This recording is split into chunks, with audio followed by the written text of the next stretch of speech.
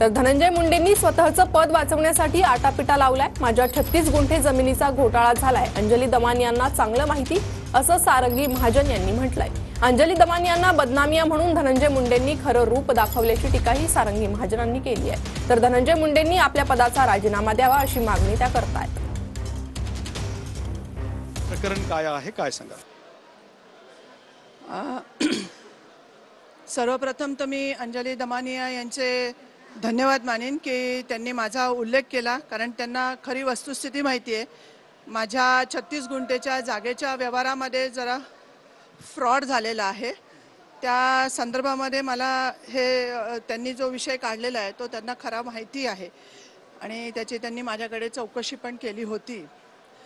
तर हा जो विषय आहे याला धनंजयला माझी 36 गुंठे जमीन घेऊन काय मिळणार होतं, त्यांनी चांगल्या ह्याच्यात समजोत्यात समोरून आला असता तर जास्त चांगलं झालं असतं आणि आम्ही आपसात व्यवहार मिटला असता। पण त्यांनी मला कोर्ट कचेरीपर्यंत खेचलेला आहे आणि त्याच्यातून तो स्वतःही बदनाम झालेलाच आहे। आता राहिला प्रश्न की हा धनंजय जो आहे हा नावापुरताच धनंजय, हा अभिमन्यू व्हायला पाहिजे होता आणि अभिमन्यूच आहे। तो स्वतःचं पद वाचवण्यासाठी त्यांनी जो काही आटापिटा लावलेला आहे त्याचा तो सो कॉल्ड इगो, अहंकार हा त्याच्या पाठीशी आहे। त्याच्यामुळे तो त्या अहंकारामुळे आणि इगोमुळे तो हे पद सोडायला तयार नाही आहे आणि अशा एखाद्या महिलेवर बदनामिया वगैरे असं म्हणून त्यांनी आपलं स्वतःचं खरं रूप दाखवून दिलेलं आहे महाराष्ट्राच्या जनतेसमोर। खरं तर त्याचेच वासे फिरलेले आहेत। त्यांनी शांतपणे बसून आपला राजीनामा द्यावा, आमदारकीचा राजीनामा द्यावा आणि त्यांनी 5 वर्ष जनतेची सेवा करावी।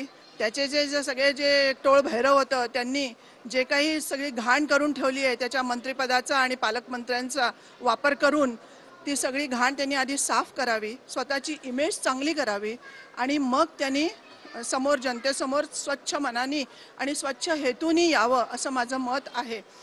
आणि त्याचे जे सगळे लोक आहेत ते तिथल्या मुलींना त्रास देतात, त्यांना मारतात, विनयभंग करतात, अशा पद्धतीचे तिथे जे व्यवहार होत होते त्याला कुठेतरी ह्यांनी स्वतःनी पदावरून खाली उतरून राजीनामा देऊन हे केलं पाहिजे।